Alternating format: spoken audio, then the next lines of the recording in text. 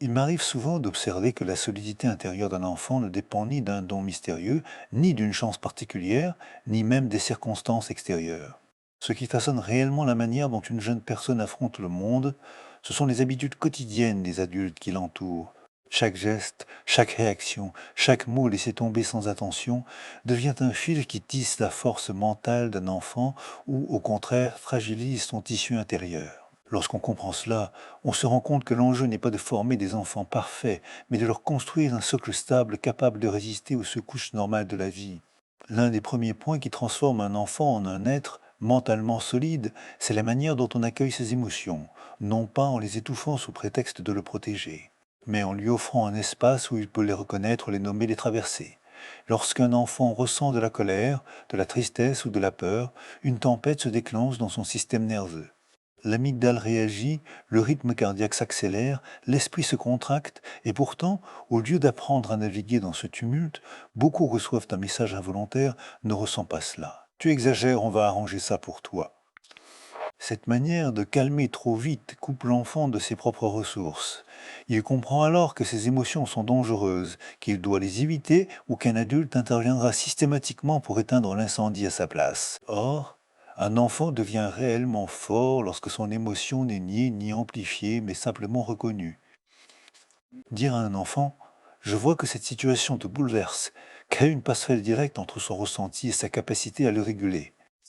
Le cerveau interprète alors ce geste comme une invitation à reconnecter le cortex préfrontal, cette partie qui analyse, comprend, organise. Lentement, l'enfant découvre qu'il peut supporter une émotion sans s'effondrer, qu'il peut rester debout au milieu du vent.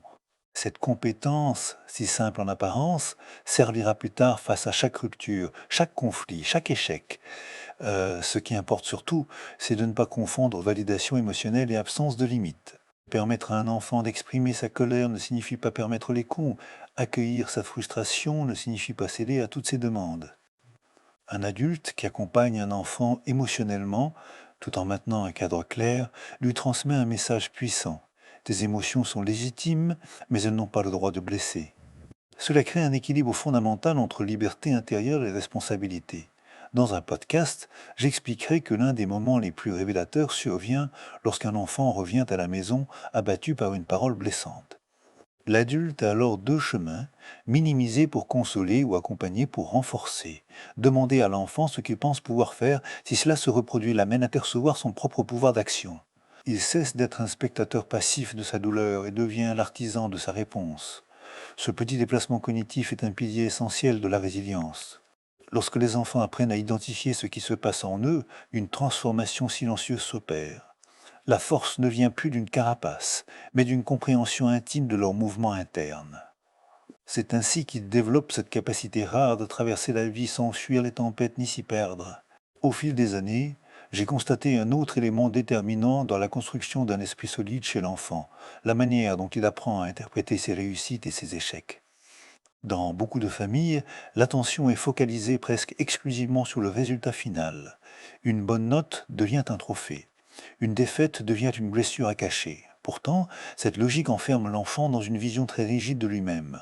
Lorsqu'il réussit, il vaut quelque chose; lorsqu'il échoue, il se sent défaillant.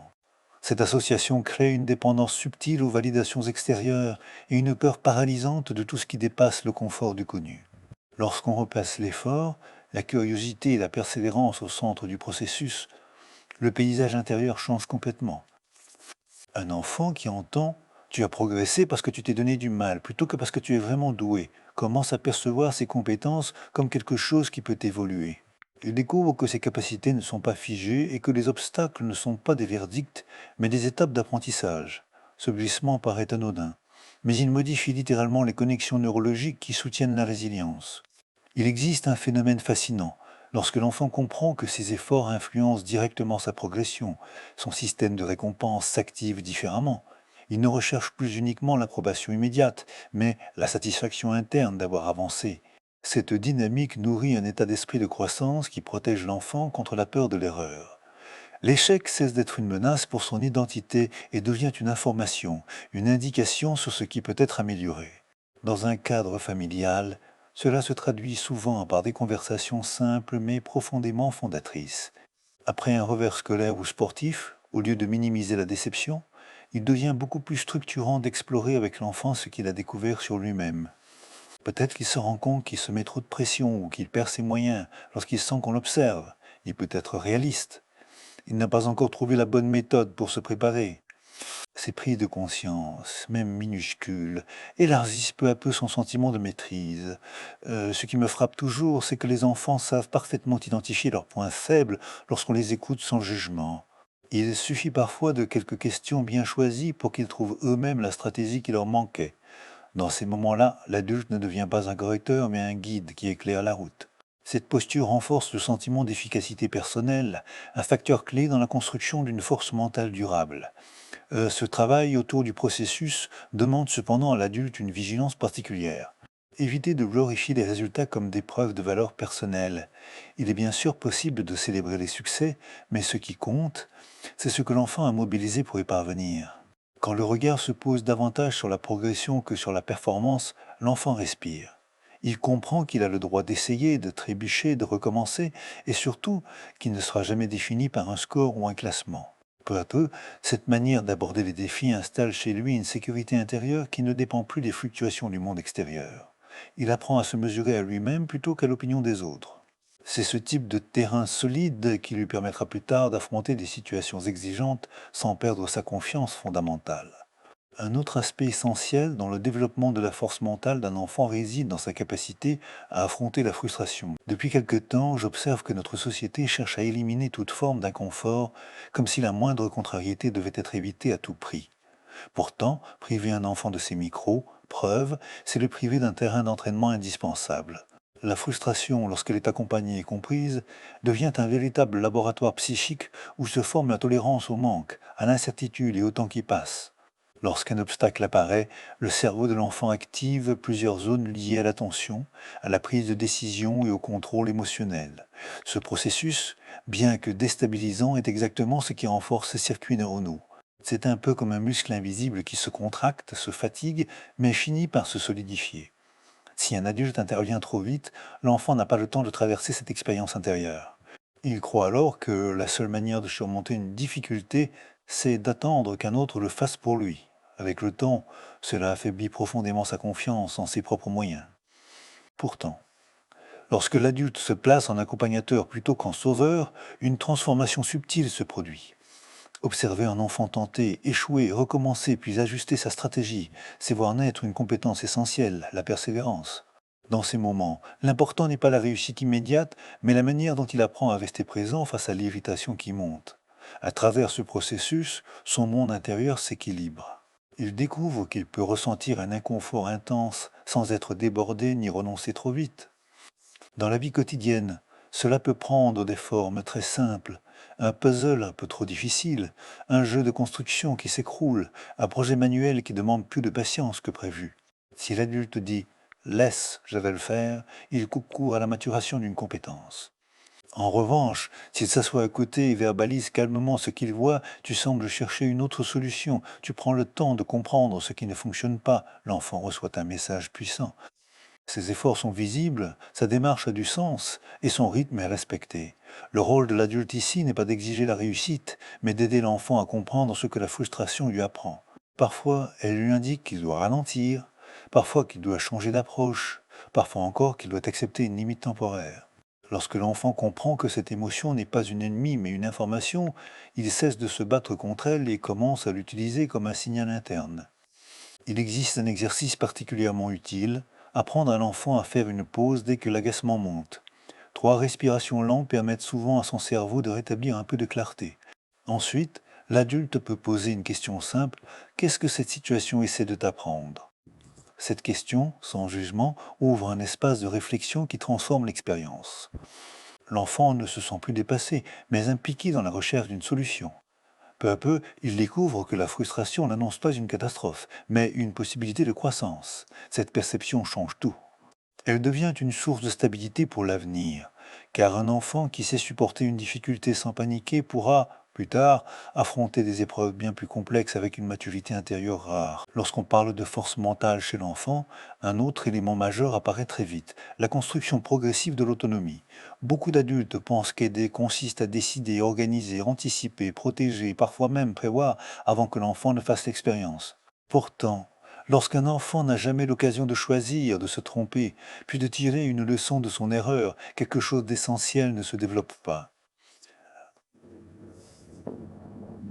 Il devient dépendant des décisions des autres, inquiet dès qu'il doit agir seul, et redoute toute situation où l'issue n'est pas garantie. L'autonomie véritable ne consiste pas à laisser l'enfant libre à lui-même, mais à lui offrir un cadre où il peut exercer une responsabilité adaptée à son âge. Ce qui change tout, c'est la manière dont l'adulte accompagne ce processus. On peut imaginer une série de marches. Certaines sont encore trop hautes, d'autres parfaitement accessibles, d'autres encore exigent un petit soutien. Le rôle de l'adulte consiste à repérer ses paliers et à se tenir à côté, prêt à accompagner sans faire à sa place. Dans les familles où ce principe est appliqué, on observe une évolution progressive. Un enfant qui apprend à gérer sa routine, à préparer son matériel, à organiser ses tâches ou à planifier un petit projet, découvre un sentiment de compétence profondément structurant. Chaque réussite, même minuscule, devient la preuve concrète qu'il peut s'appuyer sur lui-même. Et lorsque la difficulté apparaît, et elle apparaîtra toujours, il ne s'effondre pas immédiatement. Il se rapproche de ce qu'il connaît déjà, analyser, essayer, ajuster. Pourtant, beaucoup d'adultes confondent autonomie et distance affective. Donner de la liberté ne signifie pas se retirer. L'enfant a besoin de sentir la présence rassurante de l'adulte, une présence qui ne décide pas à sa place, mais qui reste disponible lorsqu'il cherche un repère. Dans les discussions quotidiennes, cela se traduit par des phrases simples. Quelles options vois-tu? Comment pourrais-tu t'y prendre? Veux-tu que je t'aide à clarifier tes idées? Cette posture crée un environnement où l'enfant peut expérimenter sans se sentir abandonné. Un moment clé dans ce processus apparaît lorsque l'enfant prend une décision qui conduit à un résultat inattendu ou frustrant.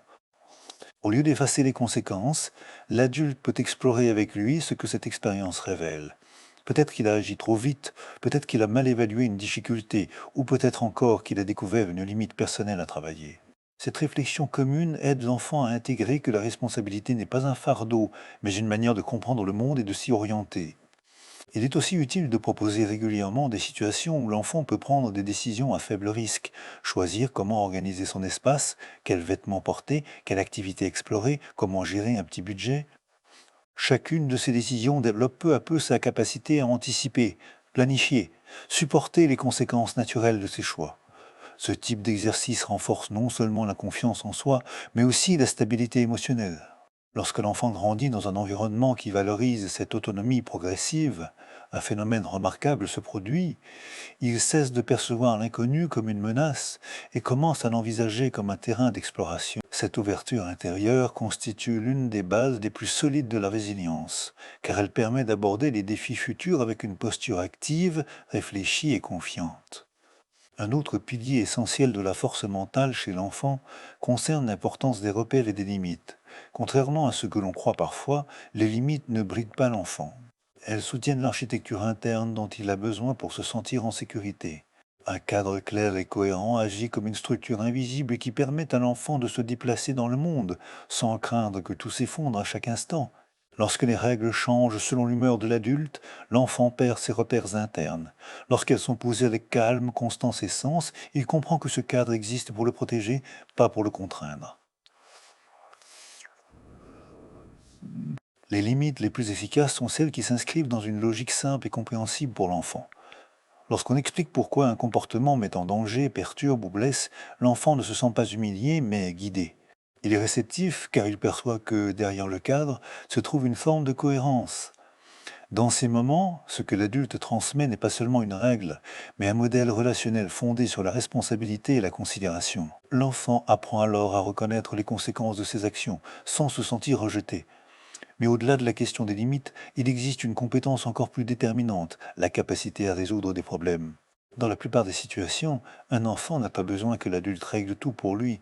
Il a besoin qu'on lui montre comment réfléchir. Lorsqu'un conflit apparaît à l'école, qu'un projet se complique ou qu'une amitié traverse une zone de tension, le réflexe de beaucoup d'adultes est d'intervenir immédiatement.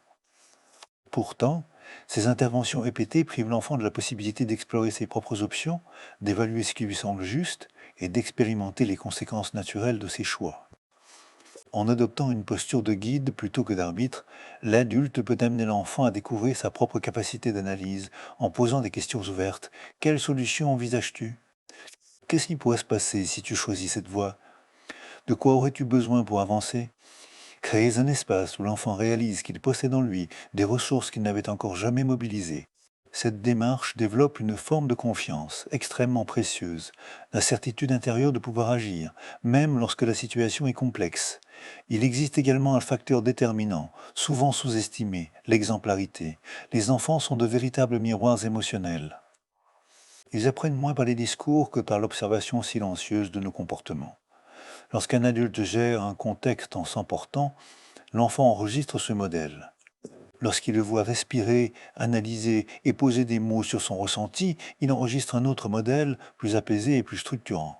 Cette transmission invisible se produit à chaque instant, parfois même sans que l'adulte s'en rende compte. Le simple fait de verbaliser son propre processus interne, de reconnaître une émotion, d'expliquer comment on cherche une solution ou d'accepter une erreur, enseigne à l'enfant qu'il n'a pas besoin d'être parfait pour avancer. Il découvre que la vulnérabilité n'est pas une faiblesse, mais une étape normale du fonctionnement humain. En développant cette compréhension, il construit une identité plus souple, plus stable et plus résistante aux aléas de la vie.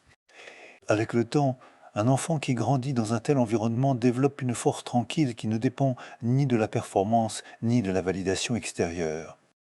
Il avance avec une conscience plus claire de lui-même, sachant qu'il peut ressentir, réfléchir, ajuster et recommencer. Cette maturité intérieure devient alors un socle inébranlable sur lequel il pourra s'appuyer toute sa vie pour affronter les défis, tisser des liens solides et construire son propre chemin.